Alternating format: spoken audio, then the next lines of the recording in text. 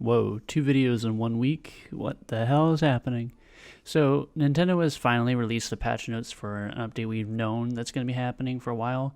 Back in the 5.1.0 and back in January, they said that there's actually going to be another update in April, and here we are. They finally released the patch notes for version 5.2.0, and today I'm going to go over these patch notes. Now, this is something, this patch is expected to go live on the 21st, so it's not till next week.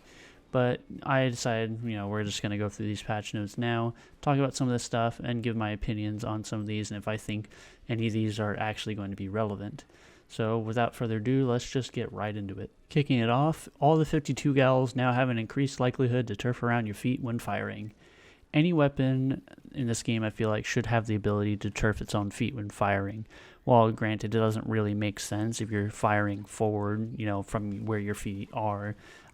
Just a lot of weapons need to be covering their feet, and this is something that's needed for a while, because one of the biggest problems with the 52 is that it has to stand its ground in a lot of fights, and if it's just so much as even not in its own ink, then it's already just at a disadvantage, and something that has so much RNG to its play, having any form of disadvantage just kind of really screws you. So this is something that I think is really needed, and it's good to see it. The spot rollers see slightly extended splash from ink when swinging sideways. I guess that's a normal swing, and I don't really get what they're talking about. I think this might refer to the ink coverage when you swing it and the turf that's covered from it. Whether or not this is going to be a big deal, I think remains to be seen. We'll have to actually see what it looks like, but I don't think it's going to really affect the playability of splat rollers, because this sort of weapon class has kind of fallen by the wayside drastically, and I don't think this is the kind of buff they would need to even become relevant again. Flinger roller has reduced time to swing vertically by 3 frames. I don't think that's a big change. I don't think this will do anything, really. I also don't think Flings is all that real great anyway, but, to each their own. I don't think this is going to make a huge difference. 3 frames isn't a whole lot when the game runs at 60 a second. Tri-slosher sees a reduced time between each slosh by 2 frames. Again, I don't really think this is a huge deal. Small frame differences like this just don't, they look like they're doing something. Like it looks like, oh, there's this 2 frame difference. Oh, they're making changes, but 2 frames don't really do a whole lot. Granted, a lot of the weapons in this game are more or less down to slight frames for certain things, like between shots and so on. So this and the Flinger roller could technically be noticeable slightly, maybe, but just looking at low numbers doesn't really instill a lot of confidence in something like this. So for now, I'm tempted to just say it's not really that big of a deal. All the heavy spotlings see decreased variance of the shot spread when firing on the ground by roughly 6%. This is their fancy way of saying that the weapon is a bit more accurate when firing on the ground, because the variance of shot spread they're talking about is just sort of the spread, how far it goes away from the reticle when you're firing. This is just making it to where it's slightly more accurate on the ground by 6%. And I have no idea how big of a difference 6% would be, so we'll have to wait and see. But spotlings themselves are already kind of in a good spot, I feel like, so making this is more of what I would consider a quality of life change. Anything to make stuff a little bit more accurate is pretty nice. The spot dualies see slightly widened spread of ink created by shots. This is another change that's sort of just turf. That's all it really is, just increasing the turf coverage. Don't really think this one's going to make a big deal, because the dualies are already, most of them are in a fine state, so I feel like making minor changes is all they can really do without trying to make it overly powerful or overly weak. The Galuga dualies see decreased ink consumption by 7%. I actually couldn't tell you how ink hungry the Galuga is even. I haven't actually tried to use the weapon since it first came out, and when it was people thought it would be the weapon that's superior to the 52, and then that fell off immediately. So I have no idea how much ink it even consumes to begin with, but maybe someone out there in the comments knows a bit more about this weapon and whether or not this 7% is going to be relevant, because with something I don't use and don't know anything, I feel like I can't really make a good enough call to say whether or not this is a big enough change or not. The Squiffers have a reduced time from releasing a charge shot to being ready to shoot by roughly a frame. This is another one that I don't think is going to do anything really big. I also couldn't tell you the last time I actually saw a Squiffer, so if the people still play this weapon, they're few and far between, but I don't think one frame is going to make that big of a difference, honestly. The Splat Chargers see a similar change, but instead of one frame, it's 2 frames. I don't really know too much about it or how much this is going to affect things. I don't really know what the timing is normally, so 2 frames and 1 frame could be relatively high, or it could just be so minuscule that it's not even worth being there, and this is just their way of slowly inching people towards using it. And then these splatter scopes see a slightly narrowed width of area when shot from a fully charged ink.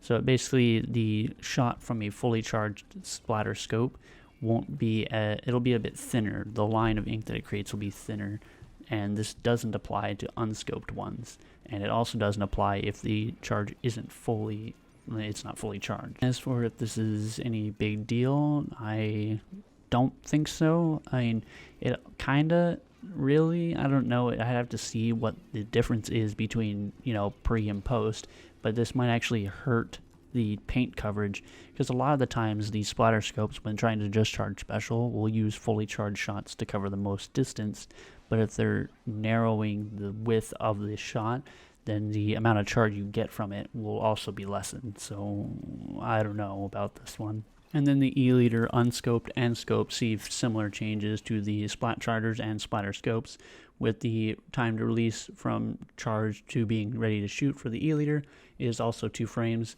and the narrower shot coverage to the scoped E-liter is also the same.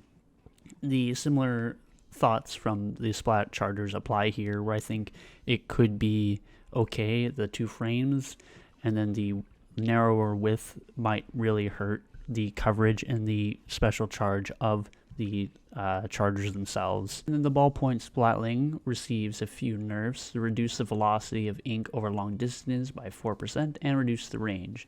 This means that the speed at which the shots go out has been reduced, as well as the range itself has been reduced.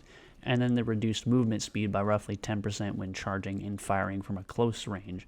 So the sort of mini version of the ballpoint, before it reaches the long range, that will have slightly less speed than it normally does. And that's sort of cool, I guess. I see a lot of ballpoints playing close range with that mini Splatling form, essentially, where it has that light charge and can get a little bit more movement out of it. This penalizes that and makes it to where the ballpoint is more of a closer to being a stationary with a short and long range, rather than it being a middle ground between being a mini and a heavy.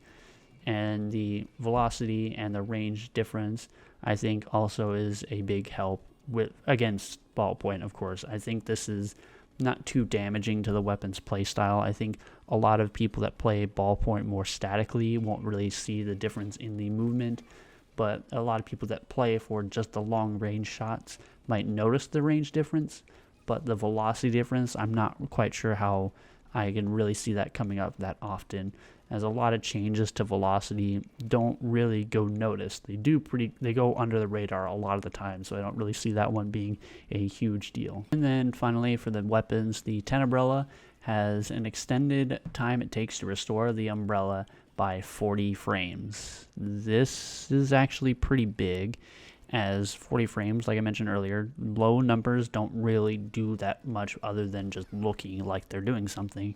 40 frames is quite a bit, especially because the Tenebrella shield does recover really quickly to begin with, and that was a change they made to sort of incentivize people to send the shield out.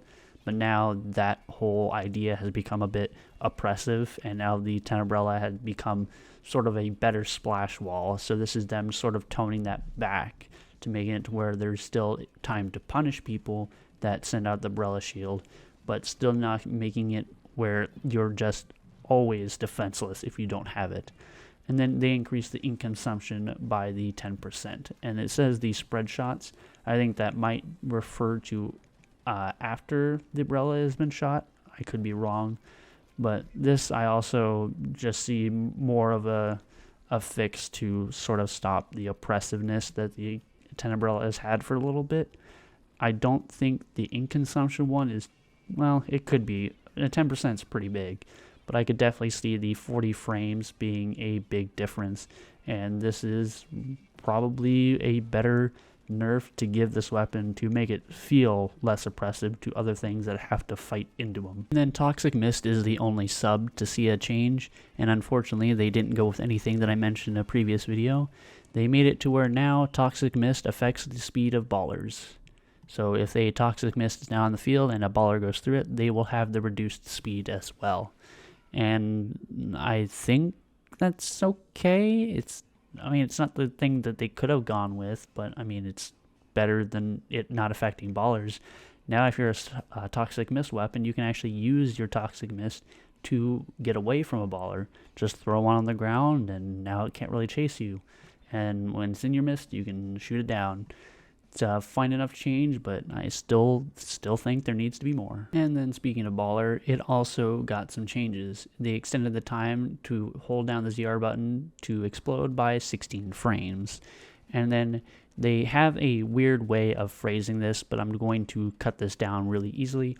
Basically, if you are a lightweight weapon, you will have increased acceleration in baller. So the sort of lighter weight weapons that already have a natural one main and one main of swim speed and run speed, now that will also affect the baller. Overall, I think the baller changes are nice. The more time it takes to explode is sort of a drawback. I mean, this is their justification for giving you more movement speed. So I think that the movement speed change is actually pretty nice, and it gives it the ability to have more mobility and make it more incentivizing to use for something that has for lightweight weapons that have baller. Now there's more of a reason to play something that's lightweight that has baller, because it'll be faster than a normal weapon that just has baller. So I think it's a good enough change. And then finally, the bubble blower also sees some changes, with the extended time for the bubbles to pop naturally increased by 2 seconds, reduced the size of the first and second bubbles, and the first bubble is now guaranteed to always be the smallest, and the second is slightly larger, with the third being onward about the same size as before. This makes it to where the bubbles are essentially more consistent in size, and that could affect its kill potential and coverage potential, but overall I don't really see it as being a huge change. Again, this will have to be something we actually see, because without them giving numbers or anything like that, it's really hard to visualize how big of a difference it would be. And then they say the area over which damage is dealt and the area which is inked by the exploding depends on the size of the bubble. So of course the bubbles now have with them having different sizes, now that coverage and damage is now dependent on which bubble is you're popping as well. So this is something we'll have to actually see in action to tell whether or not it's relevant. And then the special requirements for a few weapons are changed. I'm just going to put them on screen right now while I talk about the last bit that's actually at the bottom of the patch notes. And they give a few sentences here talking about their reasoning behind these, and I just wanted to go over these real quick as well. They say the changes in this update are designed to lower the abilities of a portion of all weapons and specials that, based on analysis of statistical data, had attained an advantage in results. And then our intention is that this will entice players to explore these weapons while retaining their individual strengths of the weapons in scenarios in which they are advantageous. And we reference various sorts of statistical data for these adjustments, but in particular for those which lower the abilities of certain weapons, we focused on data from matches of players of high rank.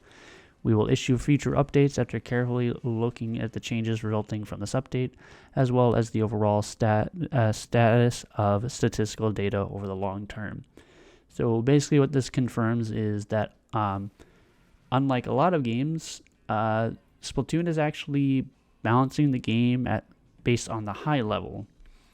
Now, there's a lot of games, a lot of multiplayer games that sort of try to reach a middle ground when patching and nerfing and buffing. They want to try and nerf and buff for everybody. They want to make it to where everything's at an even playing field, or as even as they can get.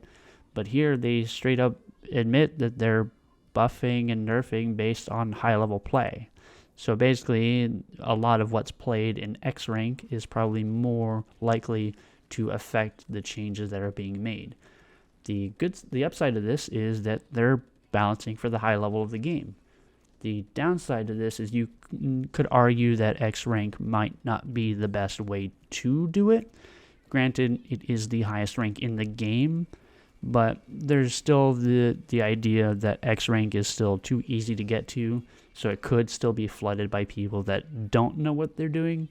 But, you know, granted, they're looking at the data from this, so it could, you know, it's not looking at everybody, but basing it off, you know, it could be just common patterns that show up.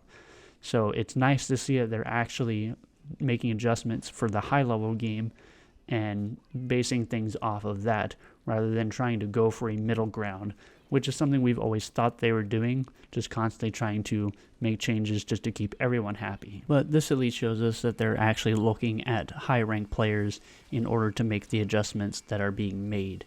And I really like that. And this also confirms that there will still be more updates at some point down the road. Unlike the January update, they don't say when the next one will be, so it'll just be a thing of it happens when it happens. So that's all there is to this patch. Overall, I think it's sort of hit or miss. They did say it wasn't going to be a huge thing back in January. They just wanted to make changes to weapons that seem to have an advantage and no disadvantages. And while I don't think they've completely cornered everything in that regard, it's still better than them having some minuscule patch notes that have very few changes that are mostly irrelevant. But this gives us a decent jumping off point for what could be maybe the endpoint of the game's update cycle. It doesn't say that, I mean, it says that there's still going to be another one, but they may back out of that at some point. So this may or may not end up being the last one. So I think this would be an interesting one to end it on. And I actually just really like the fact that they admit to balancing at the high level of the game. Anyway, what are your guys' thoughts on this patch? Do you like the changes? Do you not like them? What would you like to see changed in the next update? What did you wish was changed in this one? Leave your comments down below. And that's it for this video. And I will see you all next time.